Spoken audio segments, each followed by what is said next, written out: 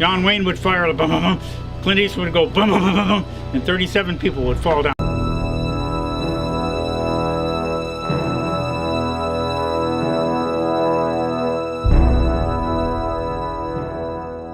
This is a Colt single-action Army revolver, 45 caliber. It's the gun that was known as the equalizer, the Peacemaker, and the gun that won the West. Some people said God created man, Colonel Colt made him equal, and that's the equalizer. So the first thing you do is when you take the weapon out of your holster or out of a box or whatever, you make sure that it doesn't point at anybody, and then you open the side gate. You take the hammer back to half cock, and that allows your cylinder to run free.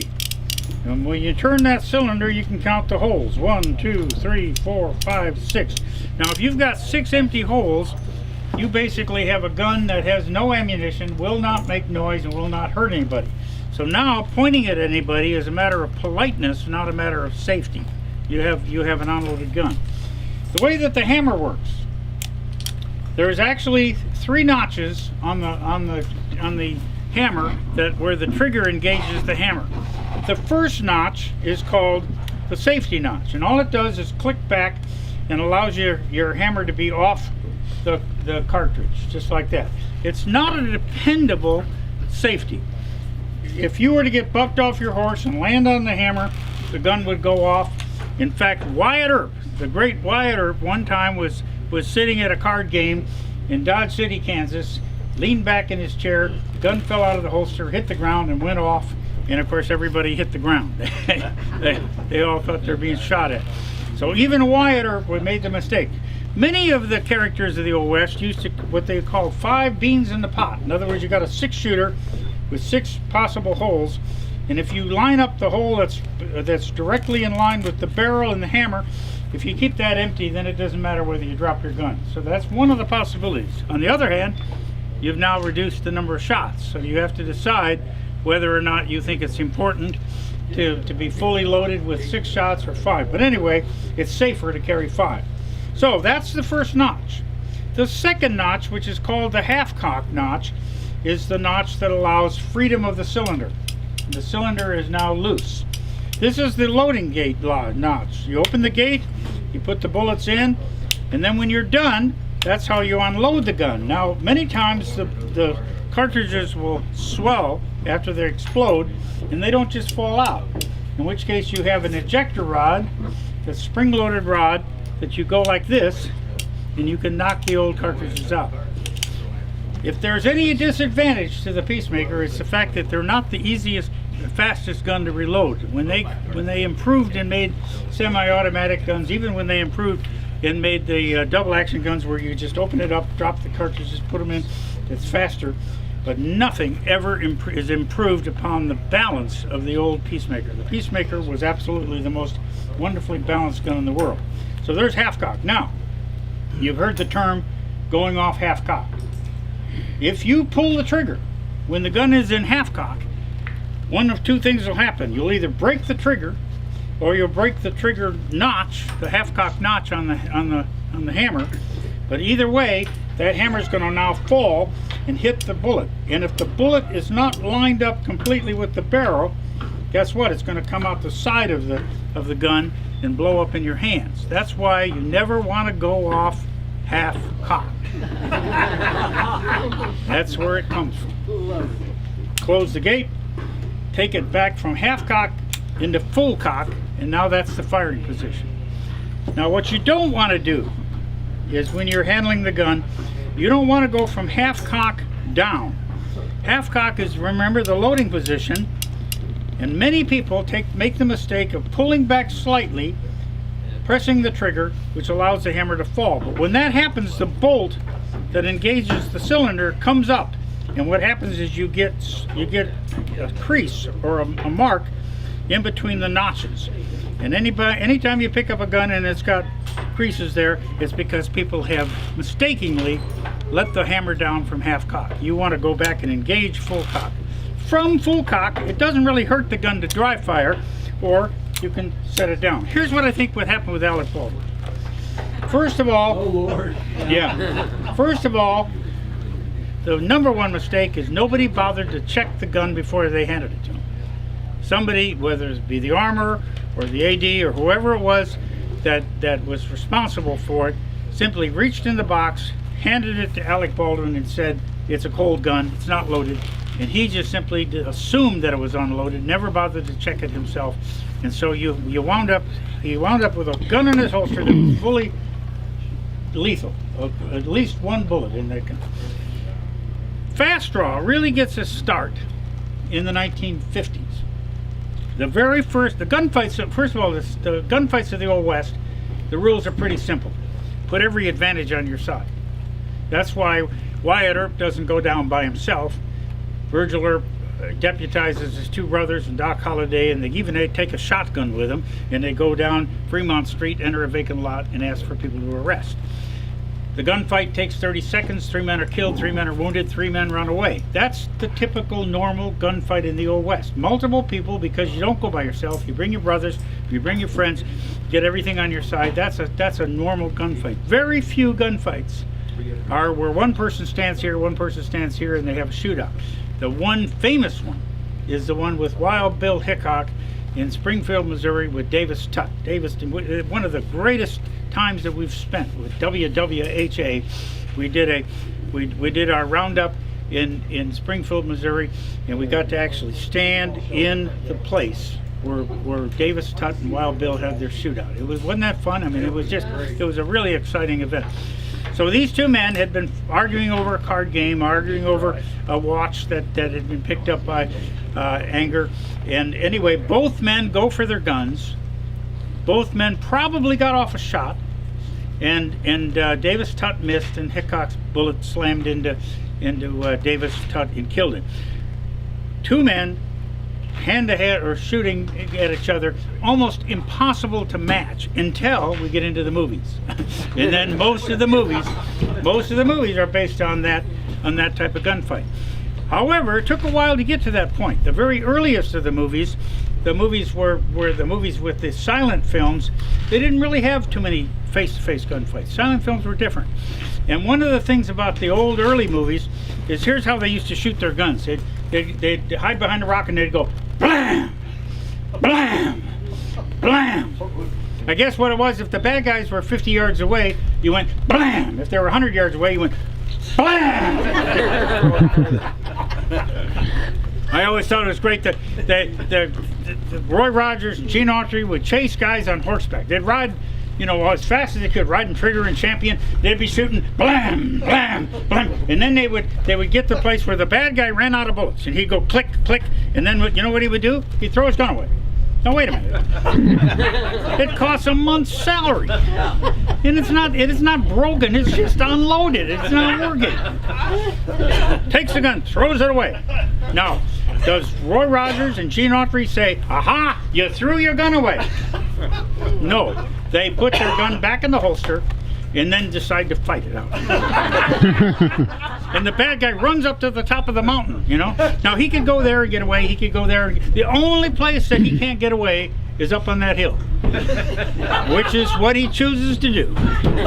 He gets up on the hill, but that allows for Roy Rogers to go boom, because they don't ever fight like this. They go boom, boom, boom, and he knocks him off the hill and he rolls downhill. Or he chases him on his horse, and the bad guy is running away, and then he jumps off his horse onto his horse, and then they roll down the hill, because they always do it on the side of a hill where they can roll down the hill. They were absolutely so far away from reality of what really happened that it was amazing. But remember now, those were for fun. Those movies were just entertainment. They were just for fun. In 1929, they made a film that was based on one of the greatest Western books that was ever written. 1902, Owen Wister wrote a book called The Virginian. Great story, classic story of a fella who was from Virginia, who went out west to Wyoming, became a cowboy, worked for a ranch, and his best friend Steve gets sidetracked by the bad guy, by Trampas, and he winds up going evil, becomes a horse thief. And then when the Virginian actually catches him, of course, he says, you shouldn't have gone bad, you shouldn't have become an outlaw, because now we have to hang you. And they do. They hang they hang him. His girlfriend, his love of his life, who is the school teacher, can't understand. She says, why don't you turn him over to the law? Let the law deal with it. He says, well, we have rules here in the West. Man steals horses, he hangs by the neck until he's dead. But he doesn't blame Steve as much as he blames Trampas for what Steve did wrong. And so the Virginian goes after Trampas, and for the first time in film, we really see what probably is the best real gunfight, where Walter Houston, who plays Trampas, and Gary Cooper, who plays the Virginian, actually have a duel where they move around the buildings, they work behind cover, they come around, and they actually have a shootout that is probably the best filmed shootout before we get into the John Ford films in the 1940s. Absolutely fabulous. There's a wonderful scene in the bar early in the movie, and Steve and the Virginian have gone up to the bar, and they're drinking their drinks, and they're flirting with the bar girl, with the gal who's serving the drinks. They're flirting with her, and in comes Trampas. And he walks up to the bar and he says to the lady, he says, ma'am, I don't know what the problem is between these two fellas, but I can settle it in my favor. And the Virginian says, there's no trouble here, Trampas. He says, if we want to know your opinion, we'll ask you. And he says, you know, when I want to know something from you, I'll tell you, you long-legged son of a... And all of a sudden, there's a gun in his stomach. And the Virginian says, he says, when you call me that, smile. Now that's a famous line. Everybody remembers the line. Does anybody remember what Trampas says after that? No. What he says is, with a gun against my belly, I always smile. And then he takes a whiskey glass, throws it up in the air, and blam, shoots the whiskey glass out of the air and walks out. It's a wonderful scene. If you ever get a chance, the Victor Fleming film, The Virginian, 1929, with Walter Houston, and of course, just absolutely the greatest gunfight of the early westerns with Gary Cooper. We see a lot of changes in the 1930s, 1940s, some good gunfights, some bad gunfights, but we really don't see the gunfight like we see it as when we start the 1950s in television. In a period of 9 days, 2 television shows start on television in a period of 9 days. The first is The Life and Legend of Wyatt Earp with Hugh O'Brien, and the second is called Gunsmoke. These 2 shows changed the look of the Western gunfight, and it is because of shows like Matt Dillon and Gunsmoke that we have the idea of how important it is to be fast with a gun. Fast speed with a gun is important, but not that important. Bat Masterson wrote a series of newspaper articles for Human Life magazine in 1907. He said there were 3 things that made the gunfighter dangerous. Least important was speed. The second least important was accuracy. Well, now you think about that for a minute. If speed's the most important thing and accuracy is the second most important thing, what on earth can be more important? And the answer is what Bat Masterson said was deliberation or personality, the ability to make decisions under stress. And you don't get much more stress than when somebody's shooting at you. And that was what separated men like Hickok and Earp and Bat Masterson. You know, men that developed a fame not because of how quick they were with a gun, but rather how they were able to make decisions under stress and the ability to stay clear-minded and make good, accurate shots. But what started to happen in the 1950s is this fast draw club sprouted up all over the country. The first thing that they did is wear the guns too low. They wore the guns too low. They thought from watching James Arnaz at the beginning of Gunsmoke that the way you draw a gun is you come from the side and you hit the gun like this and you lift it out of the holster like this. Now let me tell you that if you lift the gun out of the holster like this, your index finger is in the trigger guard and your thumb is hitting the hammer like this. Okay, this is the narrow part of the hammer. This is the narrow part of your thumb. It's narrow to narrow. It's like the movie actor, narrow to narrow. No, that's a narrow to narrow. Well, is there an alternative? And the answer is yes. How about coming in sideways? You got a natural groove. You take the whole thumb, you hit it wide. Hit it like this, see? If you hit the gun like this, guess where your index finger is? It's in front of the guard. You can't hit that like this and get your finger in the guard. you're going to come in front like that. So the right way to draw the gun is not to come like this, lift the gun like this, because sooner or later if you do this, you're going to hang up and go blam. 100%. Now remember, 100% doesn't leave a lot of room for anybody else. 100% of the people who shot themselves in the toe, the kneecap, or the leg, or whatever, did so because of improper grip. They came like this, they grabbed the gun like this, and they didn't hit the gun like this. Because if they had come in and hit the gun like this, they would come up with a gun that was fully cocked, and the finger would not be in the guard. Therefore, it wouldn't put the gun in a position to shoot themselves. Hit, lift, thrust, and now your gun is pointed downrange. You can't shoot yourself. Now you can still shoot your television set. You can still shoot your wife. You can still do lots of criminal, illegal, stupid things, but you can't shoot yourself. So the way to draw the gun is to sweep back, hit the gun like this, bring the gun out, and not have it ready to fire until it's actually out of the holster, facing down like this. And if you really want to be accurate, don't fire it from the top of the holster, but bring it up like this. There are a couple times in history where they fired with two hands. The gunfight between Rowdy Joe Lowe, remember Rowdy Joe, yeah, and Red Beard in Dodge City. Was it Wichita or Dodge City? I think it was Dodge City. Anyway, they had a gunfight, and these men were drinking, and they were gamblers, and they weren't famous gunfighters, but they got into a gunfight. And the newspapers in Dodge City carried the story the next day or a day after, and they say that Rowdy Joe Lowe, when he killed Red Beard, steadied his gun hand with his other hand. One of the very few times that we actually have a historical time of him holding the gun with the other hands. Don't hold the gun like this. That will not be a steady platform.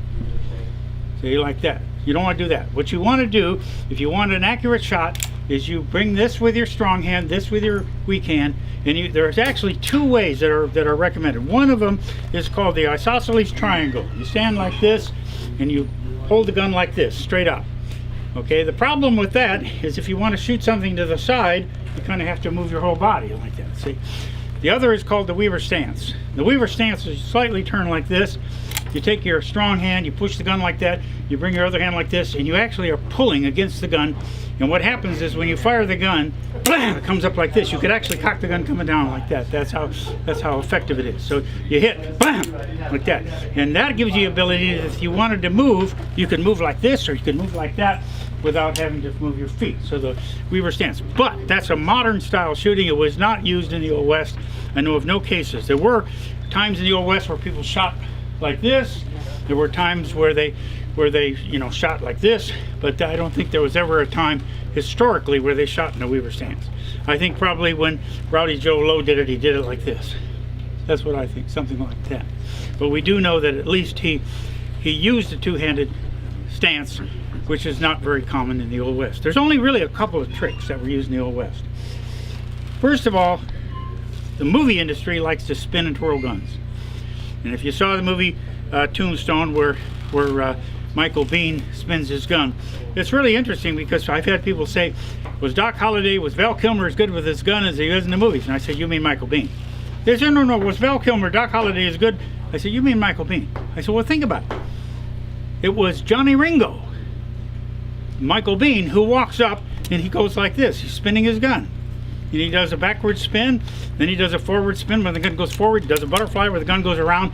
And notice I'm not doing that because the arthritis in my hand won't let me do what I used to do 20, 30 years ago. But you spin the gun sideways, spin the gun like that, then he would go one like this, and then he'd take the gun and he'd put it back in the holster with a backward spin. And then Val Kilmer picked up a little tin cup, did a forward roll, did a backward roll, did a side roll, and everybody in the theater scene, they laughed and cheered, and he topped him theatrically. So everybody watching the movie says, aha, Doc Holliday is as good or better than Johnny Ringo. But when the chips are down, Val Kilmer has to spin a little cup that weighs about 3 ounces. Michael Biehn has a 37.5-inch Colt that he has to go forward, backwards, sideways, butterfly, the whole thing, a whole different game, completely different. But nobody in the Old West was doing fancy spins in a gunfight. But I do think because the gun is so balanced, so well balanced, and it just absolutely has a great feel, I do think there were people in the Old West who might have done some goofing around like that. That might have been done in the Old West. One of the few tricks that was actually used was used in a trick that may have happened in Abilene, Kansas with John Wesley Hardin. Hardin claims it happened. There's no reference in the newspapers, but Hardin claims that Wild Bill Hickok, who was Marshal of Abilene, told John Wesley Hardin that if he wanted to stay in town, he had to surrender his guns. He said he handed his guns butt first to Marshal Hickok like this, and that when Hickok reached for the guns, he spun the gun, got cocked the hammer like that. And so we call that the road agent spin, like that, shifting the gun, the road agent spin. And it was also used by Curly Bill Brocious in Tombstone, Arizona, the year before the gunfight at the old corral, when he gets arrested. And Marshal Fred White walks up and says to Curly Bill, "I want your gun." He hands the gun to Curly Bill, spins the gun around. Marshal White reaches out, grabs hold of the barrel of the gun, pulls on the gun. Marshal White was a lot dumber than Marshal Hickok. And so we sometimes call that the Curly Bill spin. Now the way I do it is like this, where you turn it like that and roll it back. In the movie Tombstone, Howard Booth, who played Curly Bill, did it like this. And he went blam, like that. Remember that? All right, so here's my question. Blam, will the gun shoot that way? And the answer is yes. It's the second shot that's hard to get off. Which is why the other way, which was the way I think Hardin did it, bring the gun around, you got your thumb like that, you could fire as many shots as necessary, see? The other trick that we know was used historically was called the border shift. And we know that this trick was tried between long-haired Jim Courtright and Luke Short. And we also know that Billy Clanton tried it at the famous street fight, the gunfight at OK Corral. What happened with Billy Clanton is a bullet went through his wrist, and he had to shift the gun to his other hand to try to keep shooting. And so he shifted the gun to the other hand. What happened with long-haired Jim Courtright is that when Luke Short pulled his gun, long-haired Jim reached up like this to cock his hammer, and guess what? Luke Short shot his thumb off. Now, if you lose your thumb, it's pretty hard to cock the gun. Okay? So what he did is he went like this. He shifted the gun to the other hand, like this. So he just simply took the gun, shifted to the other hand. So we call that the border shift, or the shift across the border like that. That's the border shift. And the way I think it happened with long-haired Jim Courtright is he went like this. He went blam, then he loses his thumb. He goes ah, blam, like that. That's the kind of what he shifted like that. Some of the old timers wore their guns backwards in the reverse position this way. This is the way Wild Bill Hickok carried his guns. This is the way the United States cavalry troopers carried guns. Guess they didn't know if they were coming or going. The advantage was not speed, but you could reach across your body with a cross draw. You could reach inside with a reverse draw. You could even come in from behind the gun with a backwards reverse. So from any position, you could get the gun out and get it fired. But the advantage was a lot if you were a gambler. Because if you're sitting down at a table, you don't want your gun down here like this. You want your gun up here where you can get to it. You're sitting down at a table and you're playing poker. Let's say you have 5 aces in your hand. 5 aces is not a good hand. 5 aces is not a good hand in poker. In fact, if you have 5 aces, you want to draw your gun, just like that. Now, you could fan the gun. If you wanted to, you could fan the gun, which means you hold the trigger down, slap the hammer with the other hand, you can get the shots off. We won't do it because it's hard on the gun. But you do it, bang, bang, bang, bang, you get them off real quick. The problem is the gun jumps around. It's very hard to hit anything, you know, unless the script says you're going to win. Because John Wayne would fire a bum, bum, bum. Clint Eastwood would go bum, bum, bum, bum, bum, and 37 people would fall down. It's just amazing. It's just absolutely fun. You remember those Clint Eastwood movies, Fistful of Dollars, Few Dollars More, Even More Dollars, Spare Change, all of those movies, they were great. What I think happened with Alec Baldwin, he says that he did not pull the trigger. Well, I believe him. What he did is he pulled the gun out of the holster, holding the trigger back. Just like I said, he grabbed it like this, pulled it out like this, pulled it forward like this. And then his job, according to the movie, was to pull back the hammer and make a threatening move. And then he was not able to just drop the hammer like that. What happened was he pulled back the hammer and released it and allowed it to fall forward. And as soon as he did that, it wasn't that he pulled the trigger, he was pressing the trigger the whole time, and that of course produced a fired shot. It's interesting because I think that the world is changing, and that we're seeing way too much violence in films today, in westerns, and it's sad. I miss the old story westerns where good guys won the bad guys and evil was defeated, and it didn't have to be so violent, didn't have to be so filthy. It was a much cleaner operation. I think that, you know, if I had to say the best thing that's ever happened in Hollywood in the last few decades is Lonesome Dove. Absolutely a wonderful movie, wonderful picture, and I miss that style. Really fun. I've had people, yeah, go ahead. I've had people come up to me and they've asked me. They said, if you had been born in the Old West, would you have been a gunfighter? And I answer that and I say, I've thought about it a lot. And I've come to the conclusion, there is not a doubt in my mind that if I had walked the board sidewalks of Tombstone, Arizona, or the dusty streets of Dodge City, Kansas, there is not a doubt in my mind that I would have been Tombstone, Arizona's leading expert in Elizabethan sword fighting techniques. People would have come up to me in the 1870s or 1880s and they say, gee, you're good with a sword. It's too bad you weren't born 100 years ago. Because whatever era I lived in, I would have been fascinated with the one already gone by. That's why I love cowboys and Indians in the Old West. Because I'd rather read about them than have somebody shoot at me. Yeah.